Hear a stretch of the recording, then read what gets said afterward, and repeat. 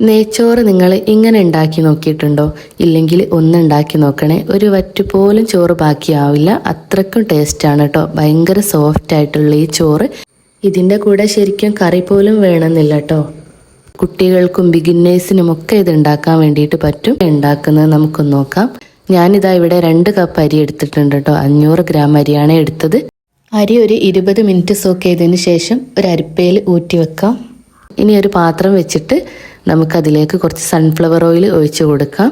നിങ്ങളെ കയ്യിൽ നെയ്യോ അല്ലെങ്കിൽ വെളിച്ചെണ്ണയോ ഏതാണ് ഉള്ളതെങ്കിൽ ഏത് വേണമെങ്കിലും യൂസ് ചെയ്യാം കേട്ടോ. ഒരു കുഴപ്പമില്ല. ഞാനിവിടെ സൺഫ്ലവർ ഓയിലും അതുപോലെ തന്നെ കുറച്ച് പശുനെയ്യും കൂടെ ചേർത്ത് കൊടുക്കുന്നുണ്ട്. 1 ടേബിൾ സ്പൂൺ പശുനെയ്യ് ചേർത്ത് കൊടുത്തിട്ടുണ്ട്. പശുനെയ്യ് ചേർത്ത് കൊടുത്താൽ ഇത് കഴിക്കുന്ന സമയത്ത് ഒന്നുകൂടെ നല്ല ടേസ്റ്റ് ആയിരിക്കും. നല്ല മയം ഉണ്ടാവും കേട്ടോ ചോറിന്. അറിയാത്തവർക്ക് വേണ്ടി പറയുകയാണെ, 1 കിലോ അരിക്ക് 100 മില്ലിയാണ് കേട്ടോ നമ്മൾ ഓയിലെടുക്കുക. ഓയിലോ വെളിച്ചെണ്ണ ഏതായാലും. ആദ്യം തന്നെ നമുക്ക് കുറച്ച് ഉള്ളി ഒന്ന് പൊരിച്ച് വെക്കാൻ വേണ്ടിയിട്ടുണ്ട്.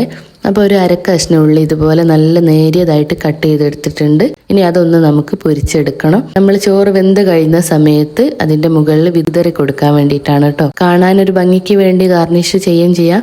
പിന്നെ കഴിക്കുന്ന സമയത്താലും നല്ല ടേസ്റ്റ് ഉണ്ടാവും കേട്ടോ ഇളക്കുന്ന സമയത്ത്. അപ്പോൾ അത് നന്നായിട്ടൊന്ന് ഒരു ഗോൾഡൻ ബ്രൗൺ കളറാകുമ്പോൾ നമുക്ക് കോരിയെടുക്കാം.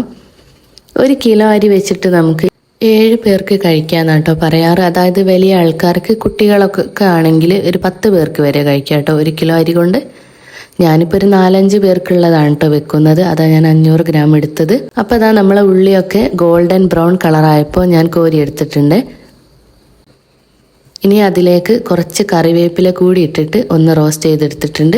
പിന്നെ കുറച്ച് അണ്ടിപ്പരിപ്പും മുന്തിരിയും, ഇതൊക്കെ കുറച്ച് മതി കേട്ടോ. ചെറിയ വിലൻ്റെ പേക്ക് വാങ്ങാൻ കിട്ടുമല്ലോ, 10-20 രൂപൻ്റെയൊക്കെ. അത് വാങ്ങിയാൽ മതി കേട്ടോ ഈ ചോറിലേക്ക് ആവശ്യമായിട്ട്. അതും ഒന്ന് ഇതുപോലെ കോരിയെടുത്തിട്ടുണ്ട് വറുത്ത്.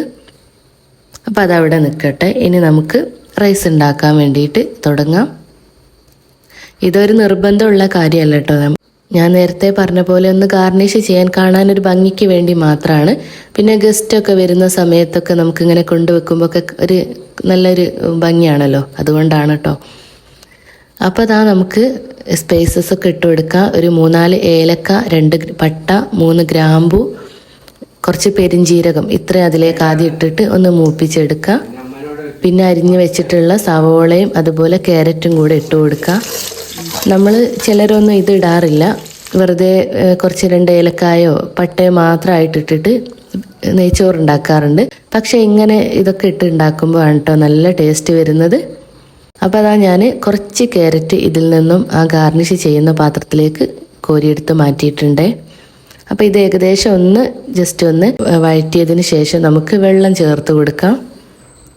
ഞാനിവിടെ 1 കപ്പിന് 1.25 കപ്പ് വെള്ളമാണ് കേട്ടോ ചേർത്തത്. അതായത് നമ്മൾ അരി അളന്നെടുക്കുന്ന പാത്രത്തിന് 1.25 പാത്രം വെള്ളം എന്ന തോതിലാണ് എടുത്തത്. ചില അരി നമ്മൾ എടുക്കുകയാണെങ്കിൽ ചിലപ്പോൾ 2 പാത്രം വെള്ളം ആവശ്യമായിട്ടുണ്ടാവും. അത് നമ്മൾ നോക്കിയിട്ട് പോരായിക തോന്നുകയാണെങ്കിൽ കുറച്ച് ചൂടുവെള്ളം ഒഴിച്ചു കൊടുത്താൽ മതിയാവും. അപ്പം ഞാനിതാ വെള്ളമൊക്കെ നന്നായിട്ട് വെട്ടിത്തെളിച്ചതിന് ശേഷം അതിലേക്ക് അരി ഇട്ട് കൊടുത്തിട്ടുണ്ട്. നമ്മൾ അരി കഴുകിയിട്ട് അവിടെ ഊറ്റി വെച്ചിട്ടുണ്ടായിരുന്നു ഒരു 10 മിനിറ്റ് മുന്നേ. അത് ഇതിലേക്ക് അങ്ങ് ഇട്ട് കൊടുക്കുക. ആവശ്യത്തിനുള്ള ഉപ്പും ചേർത്ത് കൊടുത്തിട്ടുണ്ട്. അരി ഇട്ട ഉടനെ നന്നായിട്ടൊന്ന് ഇളക്കി കൊടുക്കണം കേട്ടോ, അല്ലെങ്കിൽ കട്ട പിടിക്കാൻ സാധ്യതയുണ്ട്. ഏറ്റവും ഉണ്ടാക്കാൻ വേണ്ടി സിമ്പിളായിട്ടുള്ളൊരു റൈസ് ഏതാണെന്ന് ചോദിച്ചാൽ അത് നെയ്ച്ചോറാണ് കേട്ടോ. എന്താണെന്ന് വെച്ചാൽ ഇത് വെള്ളം തെളിച്ചതിന് ശേഷം ഒരു 5 മിനിറ്റ് മാത്രം മതി ഇത് വെന്ത് കിട്ടാൻ. ആ വെള്ളം വറ്റുന്ന സമയം, അതാണ് അതിൻ്റെ വേവ്. നമുക്ക് പെട്ടെന്നൊരു ഗസ്റ്റൊക്കെ വരുന്ന സമയത്ത് തയ്യാറാക്കാൻ പറ്റിയിട്ടുള്ള ഒരു റൈസാണ് കേട്ടോ ഇത്. ഭയങ്കര ടേസ്റ്റും ആണല്ലോ. നെയ്ച്ചോറ് നല്ലതായി കിട്ടിയാൽ നമുക്ക് കറി പോലും വേണമെന്നില്ല കേട്ടോ കഴിക്കാൻ വേണ്ടിയിട്ട്. അപ്പോൾ അതാ ഞാനിങ്ങനെ ഇടയ്ക്കിടെ 1-2 വട്ടം തുറന്നിട്ട് ഇളക്കി ഇട്ടിട്ടുണ്ടായിരുന്നു. പിന്നെ അത് ഒരു 5 മിനിറ്റ് ആയപ്പോൾ ഇതുപോലെ ആയിട്ടുണ്ട് കേട്ടോ. അപ്പോൾ ഞാൻ അവിടെ നന്നായിട്ടൊന്ന് ഇളക്കിയതിന് ശേഷം ഒന്ന് അമർത്തി വെച്ച് കൊടുത്തിട്ടുണ്ട്.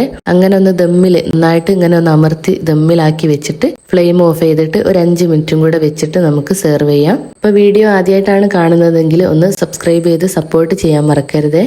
അപ്പോൾ ഞാൻ പറഞ്ഞ പോലെ തന്നെ ഒരു 5 മിനിറ്റിന് ശേഷം നമ്മൾ തുറന്നിട്ടുണ്ട്. ഇനി നമുക്ക് ഈ സമയത്താണ് കേട്ടോ നേരത്തെ എടുത്ത് വെച്ചിട്ടുണ്ടായിരുന്നതൊക്കെ ഗാർണിഷ് ചെയ്യാൻ വേണ്ടിയിട്ട്. അതായത് ഇങ്ങനെ കാണുന്ന പോലെ നല്ല ഭംഗി ഉണ്ടാവുമല്ലോ, അതിന് വേണ്ടിയിട്ടാണ് കേട്ടോ. പിന്നെ ഇത് ഇളക്കുന്ന സമയത്ത് നമുക്കിതിങ്ങനെ കഴിക്കുമ്പോൾ കടിക്കാൻ കിട്ടിയാലും നല്ലൊരു ടേസ്റ്റാണ്. നല്ല കോഴി മുളകിട്ടതും നെയ്ച്ചോറും ഇതാണ് കേട്ടോ ഏറ്റവും ബെസ്റ്റ് കോമ്പിനേഷൻ. നല്ല മുളകൊക്കെ ഇട്ട് വറ്റിച്ച കോഴിക്കറി ഇതിന് നല്ല ടേസ്റ്റാണ് കേട്ടോ. പിന്നെ ബീഫ് വരട്ടിയതായാലും തേങ്ങ വറുത്തരച്ചതായാലും ഒക്കെ നല്ല സൂപ്പറാണ്. ഉണ്ടാക്കിയിട്ട് ഫീഡ്ബാക്ക് അറിയിക്കുക. വീഡിയോ ഇഷ്ടമായിട്ടുണ്ടെങ്കിൽ ലൈക്ക് ചെയ്യാനും കമൻറ്റ് ചെയ്യാനും ചാനൽ ഒന്ന് സബ്സ്ക്രൈബ് ചെയ്യാനും മറക്കരുത്.